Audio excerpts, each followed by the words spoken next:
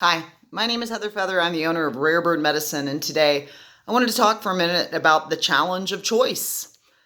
Choice was my mother's favorite word because she was an amazing human, because she was awesome in every direction. She loved the word choice because choice is strongly linked and tied to liberation, liberty, freedom. You know, that choice is the thing that allows us to have free will be exercised. If you didn't actually have choice, you wouldn't actually have free will. You would have just actions being judged. So if you have free will, then you have choice, and you can make a choice and choose whatever you want. And we are in a free will zone. You can choose whatever you want. You get to choose. You get to choose in each moment of now where you place your attention. There are lots of algorithms, tons of mathematics and variant things out there to ensure that your attention stays engaged with technology. Plenty of you have seen Social Dilemma and we're like, that's crazy. Anyhow, honey, hand me my phone. And myself included. I spend more time on social media than I want to. The amount of time I want to spend is 0%. 0%. And I spend time on it because I've had the gift of many students coming to me for me to learn from like minds, and I wouldn't trade that for the world. However, I have to be hyper mindful. I have to use my brilliant choice to be aware when I'm on there that I don't want to be on there. So I have my phone plugged in a hallway, away from my bedroom, away from my living room, away from my kitchen. And when I'm home, it sits in the hallway. And I try to let my friends know. Please don't send me memes. Please don't send me TikToks. Please don't send Heather. Please don't tag me in things. I sometimes do that and maybe need to work on it too, but I'm already receiving more social media than I want. I don't want to also receive the social media you're receiving. If you have something to tell me, by all means tell me. I would love to hear your heart and your mind. But something some stranger made, I don't care. I don't care. I don't need to place my attention on that. I have like actual specific topics by authors that were focused in things that I'm interested in that I'd rather study. So the challenge of choice, the thing is, I do love choice. Don't get me wrong. Like my mother, I love that word. And I do believe we have it. I do believe we have free will. I do believe we did choose a specific paradigm for our own growth and evolution. I do believe evolution is the nature of existence. And I do believe that because energy cannot be created nor destroyed, and everything's made of energy, life is eternal. And in its eternality, it naturally evolves. It naturally is creative and it evolves.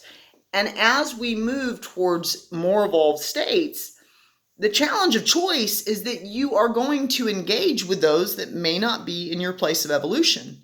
And you do have a choice to lower your frequency, lower your vibration, lower your offering, get enrolled in their offering by judging them.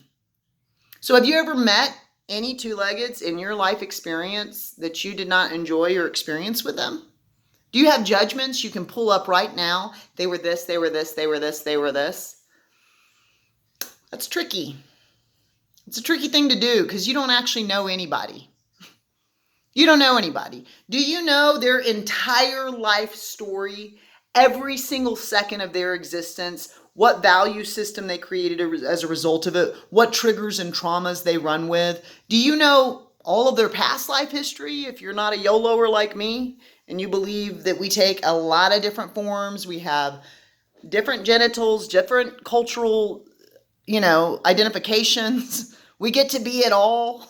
So if you take into consideration what they call here soul, I call it spirit, one big blob of spirit. But if you take into consideration what is often referred to as soul here, and a soul's journey through many lifetimes, many choices, I as an individual, there's no two-legged I've ever met that I know their entire journey.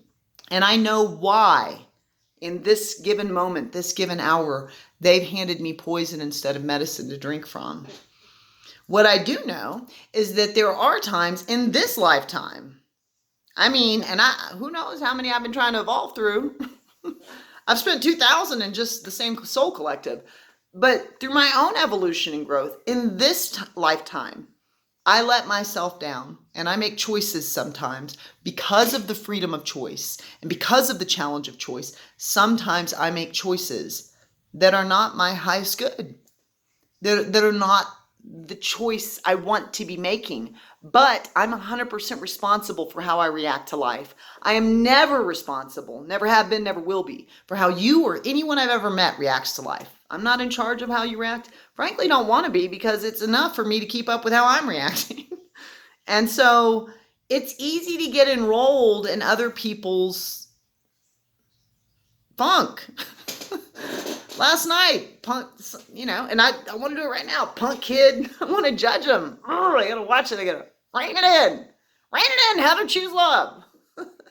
But I did a California drift around a stop sign because I was almost home. I was like about to turn into my alleyway and park and be home. Yay, home, my favorite place. I love my home. And I didn't see this car coming. This kid, I didn't see him because there were parked cars. And he decided to follow me and get in an altercation with me, get out of the car. Even it became quite the altercation. Neighbors came out because he had words and I had some words to reply with. So not my best moment, not something to be proud of. My inability to, it's just like, oh, Heather needs to meditate more. that was my conclusion in that interaction. Heather, bless you, honey. You need to meditate more. because I was super hoodie rat last night, and I don't recommend that I get in fights with people. I try to avoid that at all costs. But the challenge with choice is that I do have the choice in every moment of now to respond to life with love or not. That's my choice. I can choose to love the learning. I can choose to love the challenge. And I spent a lot of time meditating and marinating today on all the different ways I could have responded to that young man and his friend. Them videotaping me, yelling at them, the whole scenario with them. It was just like, oh my God, what is this? This is the modern age where people can just invade your privacy and videotape. Like, what is even happening? Because they're getting in a fight with you. It's like, what is this? But I am the steward of how I behave in every moment of now. I am the one that chooses love or judgment. So here's the thing I'm asking myself all the time. I expect myself to be like a Jedi of love. I expect myself to use the life force energy placed in me to share love, to be intimate, to be connected, to be as loving, as connected, as kind, as compassionate, as in a state of service as I can be to all forms of life in every moment of now. That's the expectation I have of Heather Mackey. And I fail myself. Because it's a really utopianistic expectation, Heather. Rein it in. However, I am responding to life in each moment of now. I am the steward of how I respond to life. And I am responding through the choice that I make. And that's the challenge of choice. Is that if you relate to certain ways of life and certain ways of being, but you don't relate to other ways of life, other labels, other ways of being, then you might judge the things that you are not. But who are you to judge what you are not? Who are you to judge the criminal? Who are you to judge the rapist? Who are you to judge the serial killer? Who are you to judge the person that gave you poison? And you think, well, they gave me poison. I have the right to judge them, blah, blah, blah, blah, blah. Let me tell you this crazy story. Hold on, let's back up on the storytelling for a second. Here's the thing about all the crazy stories that each one of us has to tell. Trust, I could sit and tell you stories until you turn blue from death. You'd just be bored. There's so many stories in here. And I trust that you could do the same with me. You've been through some stuff. You've seen some stuff. You've got stories around it. But here's the thing is that no matter what happens in life, you get to choose. Are you going to choose love or are you going to choose fear? Do you want to choose love here? Or do you want to get enrolled in fear? Do you want when somebody comes and hands you a toxic, poisonous experience because they themselves have been handed toxic, poisonous experiences and they don't have much else in their toolkit to offer you? Do you want to then get enrolled in that and go, yeah, toxic poison. Oh, not only am I going to drink on this, but I'm going to spit it back at you by judging you for giving me poison. A healthy person is medicinal, and a healthy person would never expand toxicity in this realm. Now, there are lots of people expanding toxicity in this realm. Welcome to Earth School, everybody. But we don't have to get enrolled in it. If somebody else is judging, it doesn't mean you have to become a judger. If you do, guess what? They are your teacher. If you judge a judger, then they have become your teacher and they have indoctrinated you into their teaching called judgment, fear, righteousness, anger, or as Star Wars would call it, the dark side. I've been watching Star Wars in order. So the challenge of choice is that you're always making it. And my greatest teachers, like Viktor Frankl, who wrote Man's Search for Meaning, like many people actually who came out of Auschwitz and out of other concentration camps during the times of Nazi Germany, they came with an awareness that even though they were facing egregious, terrible, toxic, poisonous crimes against humanity, there was nothing that a Nazi could do as far as their choice of how they held their experience and how much love and compassion they chose to focus on. It doesn't matter what poison and what toxicity you're given. What matters is how do you choose to hold it? What do you choose to do with it? Now, I've spent a lot of time and a lot of tears with the tragedy and travesty of my own experiences. Perhaps you have too. And I'm going to invite myself and I'm going to call myself constantly to a space of, do I choose love now? Do I choose love now? Do I choose love now? To the best of my ability, may I choose love. Love is the greatest power I've ever known. Love is the greatest thing I've ever felt. Love is the greatest thing I've ever been shown. There's nothing superior to it. I can just ask my experiences if I have questions on that. Let's see. Yep, still true. Love is the most potent, most profound thing, most touching thing I witness. The sweetness of the choice a child can make. The awareness that the Dalai Lama has to acknowledge children when adults are present in the room. An adult hugging another adult. Somebody helping somebody up that fell down. These are the most beautiful things about existence, or the moments when love is shared. The challenge of choice is that you're always in choice here. Are you sharing love with yourself? No, not always, probably.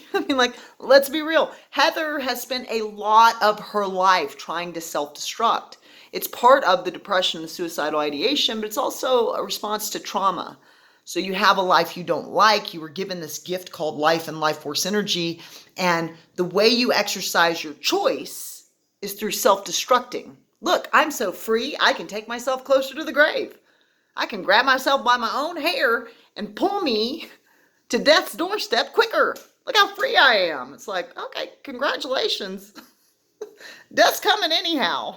It doesn't need your help. It doesn't need your help. So for me, it's about working on not being self-destructive. Does that mean I'm going to be a puritanical saint? No. I'm going to imbibe. I'm going to have sugar. I'm going to have moments where I do things that I know, okay, that's an immunosuppressant and a depressant. You shouldn't eat sugar. So what? Sometimes I'm going to have that.